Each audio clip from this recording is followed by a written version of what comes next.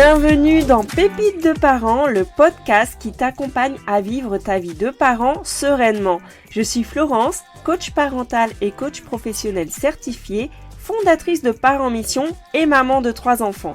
Je te partage chaque semaine des pépites issues de mes expériences ou de celles de mes invités pour t'inspirer, t'encourager et te booster dans ta mission de parent.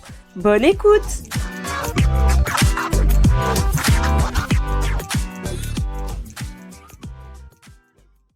Depuis que t'es parent, c'est les montagnes russes émotionnelles. Tu fais le grand 8. Tu passes du rire aux larmes, tu passes d'une voix douce et mielleuse à une voix de dragon enragé qui crache du feu.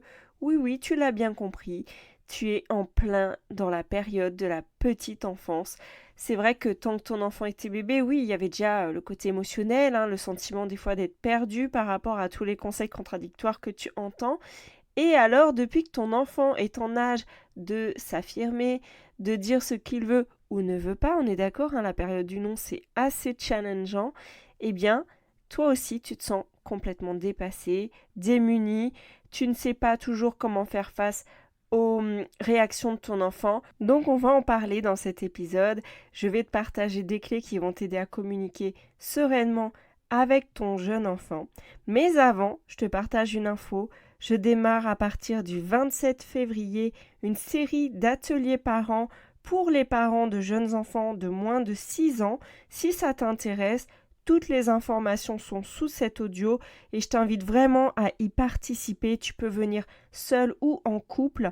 Tu vas avoir des clés précieuses pour t'aider à prendre conscience de tes atouts en tant que parent, pour apprivoiser les émotions de ton enfant, pour poser des repères, des limites, avoir une autorité bienveillante, mais ferme à la fois, le tout dans une ambiance de bonne humeur, de joie et de partage entre parents. Vraiment, ça vaut la peine de participer. Alors, clique sur le lien sous cet audio, tu découvriras tous les détails et tu auras aussi un code promo pour t'inscrire avant le 21 février avec une réduction de 30%. Donc profites-en, c'est cadeau. Maintenant revenons-en à nos moutons. Comment communiquer sereinement avec son jeune enfant ? Déjà, on va parler des défis rencontrés par les parents de jeunes enfants.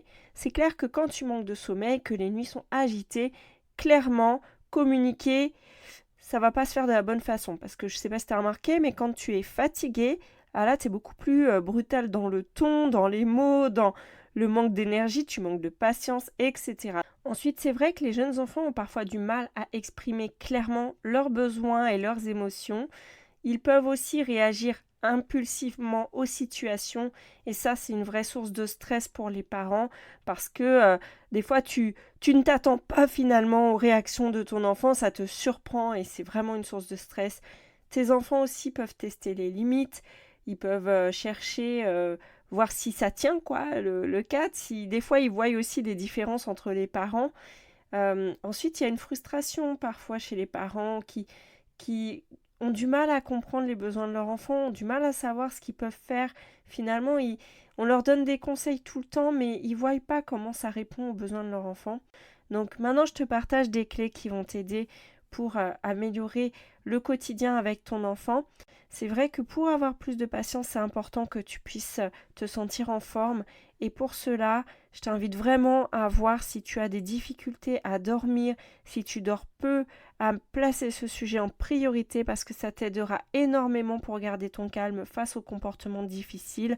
Par contre, si ton sommeil est perturbé par un sommeil de mauvaise qualité chez ton enfant, pareil, je te suggère vraiment de te faire accompagner là-dessus ou en tout cas de chercher déjà des solutions pour aider ton enfant à être plus serein, à être apaisé au moment du coucher ou avoir une nuit plus de qualité ou avoir une nuit apaisée parce que tant que tu es fatigué, ce sera vraiment difficile et toutes les clés du monde vont peut-être te décourager parce que toi, tu n'as pas la patience.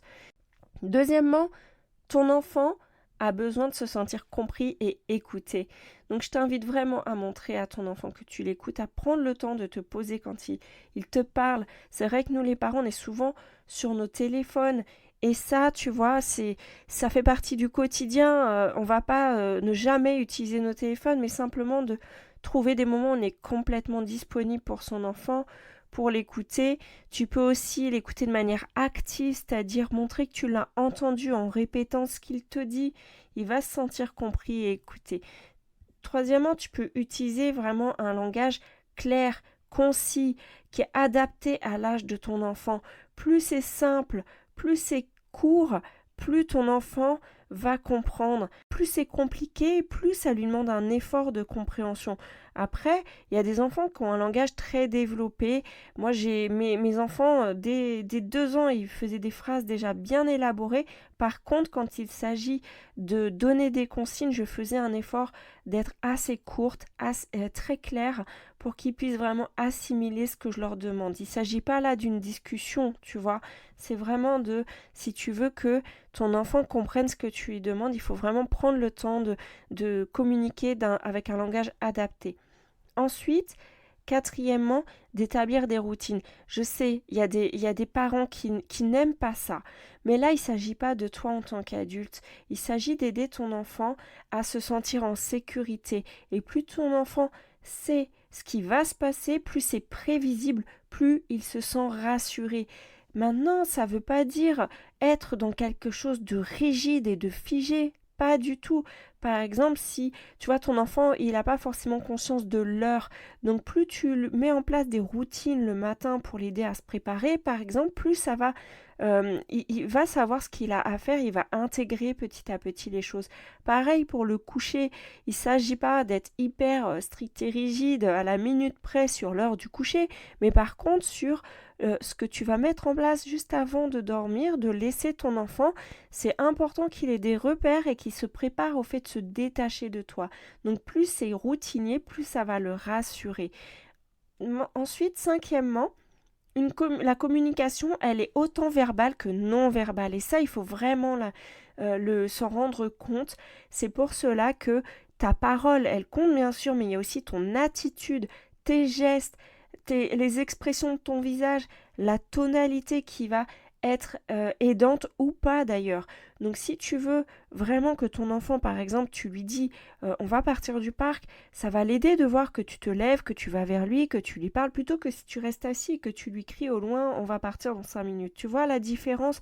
Il y a une démarche en fait. Il va sentir ton intention, il va sentir que c'est le moment de partir, alors que si tu continues à discuter avec d'autres parents, en fait finalement il va pas sentir qu'il y a une réelle urgence. Et après toi t'arrives, t'es énervé, etc. Donc, mais tu vois un petit peu, donc oui, la communication c'est aussi non verbal. Sixièmement, lorsqu'il y a des comportements difficiles, c'est important de l'apaiser, de le rassurer, de lui dire que tu comprends. Des fois, ça peut servir aussi de détourner son attention, mais attention à utiliser avec modération. Mais si tu vois que c'est des comportements, voilà, où il va être, c'est pas nécessaire en fait, qui s'emporte, ça peut être par exemple, ton enfant il est frustré parce qu'il doit arrêter de jouer, mais tu l'avais déjà dit, ça peut être tiens, regarde ce qu'on va faire après, on va faire ça, tu vois, ça va lui donner envie. Donc voilà, c'est vraiment déjà de l'accueillir, de comprendre ce qu'il ressent et ensuite diriger son attention vers ce qu'il va y avoir ensuite, qui va être tout aussi sympa, je l'espère. Donner des choix ensuite, septièmement, ça donne un sentiment de contrôle en proposant des choix limités. Alors, il y a des parents qui se disent oui, mais dans la vie, on ne choisit pas tout. C'est vrai, on ne choisit pas tout, néanmoins, tous les êtres humains ont besoin de liberté. Si à ton travail, on ne te donnait aucune liberté de choisir comment tu organises ta journée, si on ne te laissait prendre aucune décision, tu serais vraiment frustré, tu aurais l'impression de ne pas être capable. Et c'est pareil avec ton enfant. Il commence à grandir, il n'est plus un bébé que tu déplaces au gré de tes activités. Il est un être humain qui a besoin aussi de s'approprier des choses. Et donc, c'est à toi de voir ce sur quoi tu peux lui laisser la main tout en gardant un cadre qui, par exemple, le choix de la tenue du matin, elle peut très bien être laissée à son choix, tout en limitant la possibilité en fait. Tu sais qu'il doit s'habiller selon la saison. Voilà. Maintenant, si tu vois que c'est compliqué pour ton enfant, c'est pareil les choix. S'il y a des choix, il y a des enfants pour lesquels c'est compliqué. entre deux choses qu'il aime, par exemple, ça va être compliqué. Donc, aide-le là-dessus, il n'y a pas de souci. Mais si tu vois que c'est un enfant qui a beaucoup besoin de décider, eh bien, donne-lui cette opportunité parce que ça va lui faire plaisir et puis il sent que tu lui fais confiance, etc. Donc, voilà, j'espère que ça t'aide. En tout cas, toutes ces clés, elles sont en fait là pour te donner des exemples de ce que tu peux faire. Maintenant, c'est pas quelque chose de figé sur lequel tu te dis mince, mais moi j'y arrive pas, etc. Faut se rappeler une chose, c'est que tout changement, ça demande du temps. Donc s'il y a des choses que t'as pas trop l'habitude de faire, eh ben c'est pas grave, soit ça te parle et tu te l'appropries petit à petit, t'essayes, soit ça te parle pas du tout, eh ben ok, fais à ta sauce en fait. Ici, on est là pour partager des astuces qui peuvent t'aider et le but, c'est pas de t'emmêler encore plus dans quelque chose qui n'est pas positif pour toi. Donc voilà, ce sont des approches pratiques pour t'aider à mieux communiquer avec ton enfant. Et souvent, ce qui va t'aider, c'est de vraiment prendre avoir de la patience, d'avoir de l'empathie aussi pour ton enfant et de créer un environnement prévisible et qu'il comprend. Donc voilà, j'espère que ça t'aide. Partage-moi en retour sur mes réseaux si tu veux qu'on échange à ce sujet. Je serais ravie d'avoir ton retour. Tu peux me contacter sur Instagram Parents Mission. Je te souhaite une excellente journée. Je te donne rendez-vous la semaine prochaine et on va parler de la culpabilité du parent. D'ici là, je te souhaite une excellente journée. Je te dis à bientôt. Bye bye.